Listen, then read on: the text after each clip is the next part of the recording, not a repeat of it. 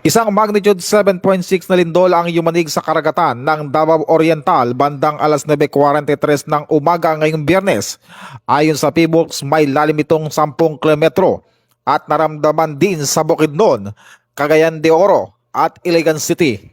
Inaasahan ang mga aftershocks at pinsala dahil sa lakas ng pagyanig. Naglabas ang PBOX ng tsunami warning para sa mga lalawigan ng Davao Oriental, Dinagat Islands, Surigao del Norte, Surigao del Sur, Eastern Samar, Southern Leyte at Leyte. Maaaring umabot sa higit 1 metrong taas ng alon sa pagitan ng 9:43 at 11:43 AM. Pinapayuhan ng PBOX ang mga nasa baybayin na agad na lumikas sa matataas na lugar. Pinapalalahanan din ng publiko na manatiling kalmado at alerto sa panahon ng kalamidad.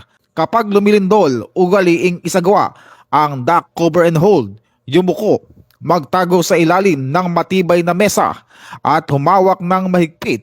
Pagkatapos ng lindol, lumabas ng maayos at lumayo sa mga gusali, poste at linya ng mga kuryente. Mahalaga ring makinig sa mga opisyal na abiso mula sa PBOX, lokal na pamahalaan at ng Philippine National Police.